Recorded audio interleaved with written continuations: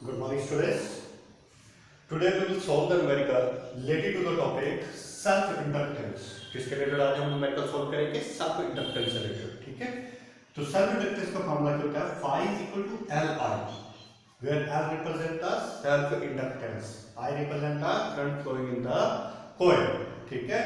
And the EMF produced in the self inductance किसके equal होता है? EMF is equal to L, rate of change of current per unit time. ठीक है, उसी तरह से म्यूचुअल इंडक्टेंस के बारे में हमने पढ़ा। म्यूचुअल इंडक्टेंस फ्लक्स कितना होता है सेकेंडरी कॉइल में, M mutual inductance and current in the primary coil. Clear है? ईएमएफ कितना प्रोड्यूस होगा, M mutual inductance and rate of change of current in the primary coil to that of the change in time. ठीक है, कितने time में current change हो रहा है। ठीक है, तो इनके रिलेटेड आज हम न्यूमेरिकल करेंगे। तो फर्स्ट न्यूमेरिकल देखो क्या बोला गया है कि coil has the inductance of 5 milli henry.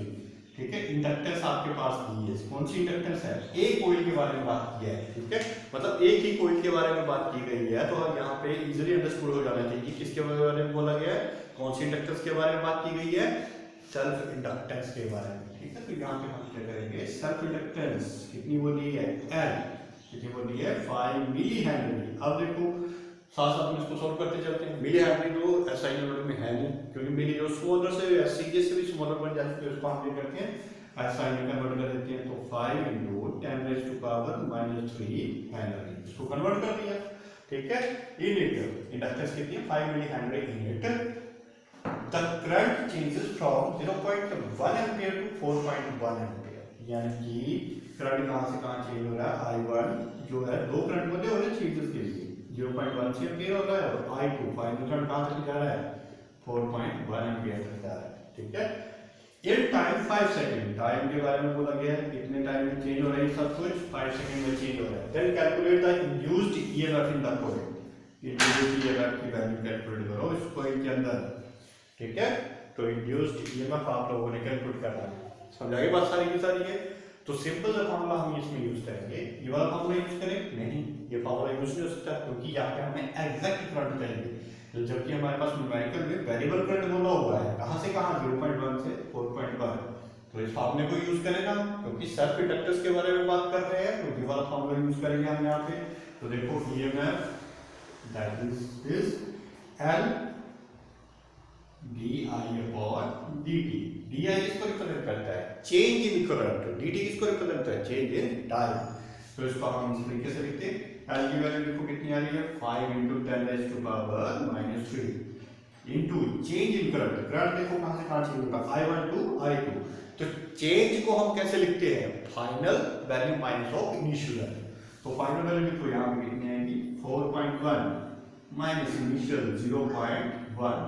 ठीक है, और divided by change in time. तो टाइम कितना बोलो, कितने टाइम में सारा चेंज हो रहा है, 0.5। ठीक है, तो कितने टाइम में चेंज हो सारा 0.5 में चेंज हुआ है। ठीक है, अगर आप ऐसे करना चाहते हो final time minus initial time, तो ऑब्वियस सी बात है कि इनिशियल टाइम हमेशा कितना लेते हैं यहाँ पे, 0। जब आप ऑब्जर्वेशन स्टार्ट करते हो तो इनिशियल टाइम कितना होता है, 0 होता है। तो यहाँ पे हमारे पास 0.5 इसको ले लेते हैं, तो हमारे पास यहाँ पे बन जाएगी वैल्यू 5 × 10⁻³ इस पॉइंट को हटा के टाइम ऊपर चला जाएगा। ठीक है, अपॉन 5 बचेगा यहाँ पे, इनटू 4.1 में 0.1 चला गया, कितना रहेगा यहाँ पे 4। 5 के साथ 5 कैंसिल आउट, एक 0 यहाँ से कैंसिल आउट हो जाएगी, तो कितना बचेगा, 4 × 10⁻² volt।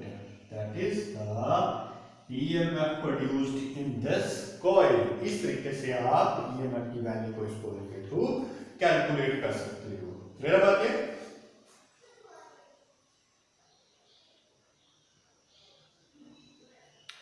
ओके। नेक्स्ट न्यूमेरिकल में क्या बोला गया है, in a car a coil EMF of the 4 volt is induced in the secondary coil, यानी कि कार के अंदर एक स्पार्क प्लग होता है। ठीक है, वो स्पार्क प्लग के अंदर कॉइल पड़ी होती है, प्राइमरी कॉइल होती है, सेकेंडरी कॉइल होती है। ठीक है, तो उसमें बोला गया है कि उसमें ईएमएफ जो प्रोड्यूस हो रहा है किसमें, सेकेंडरी कॉइल में। ठीक है, EMF produced in the secondary coil is कितना प्रोड्यूस हो रहा है, दैट इज 4 × 10⁻⁴ वोल्ट का ईएमएफ जो वो प्रोड्यूस कर रही है। ठीक है, when the primary current changes from 4 ampere to 0 ampere primary current कहाँ से कहाँ चेंज हो रहा है, ये प्राइमरी करंट फर्स्ट है आपके पास 4 एम्पियर और प्राइमरी करंट सेकंड है फाइनल जो होगा 0 एम्पियर, 4 से 0 एम्पियर में चेंज हो रहा है। इन टाइम 10 माइक्रोसेकंड, कितना टाइम में ये सारा चेंज हो रहा है 10 माइक्रोसेकंड। अब आपको पता है कि माइक्रोसेकंड तो स्मॉलर यूनिट है तो इसको कन्वर्ट कर दो, ठीक है। माइक्रो में कितने होते हैं 10⁻⁻6 सेकंड के इक्विवेलेंट हो जाएगा ये, ठीक है। Then find the mutual inductance between the primary and secondary coil. Mutual inductance आप लोगों को फाइंड आउट करनी है, ठीक है। तो म्यूचुअल इंडक्टेंस में दो फार्मूले हैं हमारे पास, कौन सा फार्मूला इसके लिए वैलिड होगा, ठीक है, दिस वन और दिस वन, ठीक है, दोनों से ही हम उसका यूज कर सकते हैं। बट ईएमएफ के बारे में बात की गई है तो ईएमएफ हम लोगों के पास यहाँ गिवन है तो हम इस फार्मूले का यूज करते हैं। तो देखो ईएमएफ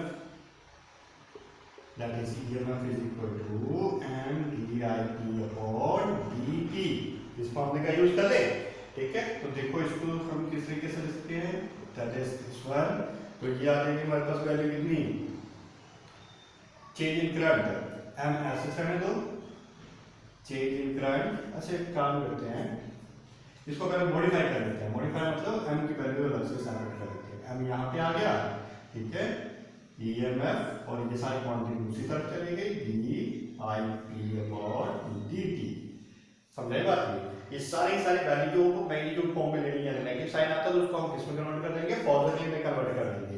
अब सारी वैल्यूज को उठाओ इसमें सब्स्टिट्यूट कर दो तो m will comes out to be EMF की वैल्यू हमारे पास 4 × 10⁴ वोल्ट डिवाइडेड बाय, फिर वही बात ये EMF कितना आ रहा है हमारे पास 4 × 10⁴ वोल्ट की वैल्यू है, ठीक है।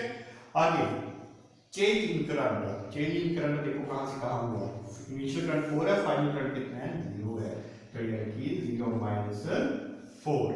फिर बाद to that of the change in time, कितना टाइम में सारा चेंज हुआ, that changes in the time 10 × 10⁻⁻6, ठीक है। तो इसको सॉल्व करवा देखो m will comes out to be 4 × 10⁴ upon 4 इसी की कंसीडर कर रहे हैं क्योंकि हम जो वैल्यूज लेते हैं ये मैग्नीट्यूड फॉर्म में है, अदरवाइज यहाँ पे साइन नेगेटिव आता है साथ में, ठीक है, वो नेगेटिव मिलके करते हैं पॉजिटिव कर देते हैं, ठीक है। तो यहाँ पे हम डायरेक्ट इसको किस में कंसीडर कर दिया 4 में कंसीडर कर लिया क्योंकि मैग्नीट्यूड फॉर्म ले लिया हमने इसकी, तो 4 upon 10 × 10⁻6, ठीक है। अब इसको थोड़ा सा मॉडिफाई कर दो, मॉडिफाई करके आपकी वैल्यूज बन जाएगी, या मॉडिफाई करेंगे तो यहाँ से यहाँ पे कैंसिल आउट हो जाएगा, ठीक है। 4/1 4 पार्ट है ऊपर जाएगा ये, तो ये बन जाएगा मेरे पास म्यूचुअल इंडक्टेंस 10⁴ और चेक कन्वर्ट करके 10⁻⁻6 है, ठीक है। ये ऊपर जाके मल्टीप्लाई होगा, मल्टीप्लाई बाय 10 × 10⁻⁻6। बात समझ आई, ये यहाँ पे मल्टीप्लाई नहीं होगा क्योंकि इसका 4th पार्ट है divided by this and 4 divided by this quantity, तो 4th पार्ट ऊपर जाएगा ये, ठीक है। तो यहाँ पे इसके साथ मल्टीप्लाई हो गया तो हमारे पास वैल्यू बन जाएगी अब कितनी, इसको सॉल्व कर लो, 4 में 6 में 4 में -2, ठीक है, 10 × 10⁻⁻2 और कितना बन गया ये फिर एक 0 और चली गई तो 10⁻⁻1 दैट इज 1/10 दैट इज 0.1, ठीक है, दैट इज 0.1 वैल्यू आपके पास आ जाती है इसकी, क्लियर होगी बात ये। और ये वैल्यू आपके पास आ रही है 0.1 जो आपके पास बनी है, एक मिनट में जरा कैलकुलेशन कीजिए, 4621056 ठीक है बन, फिर 0.1 हेनरी, ये आपके पास इसका आंसर आ रहा है। इस तरीके से आपने इसको क्वेश्चन को सॉल्व करना है, क्लियर होगी बात ये कैसे किया सॉल्व, ठीक है।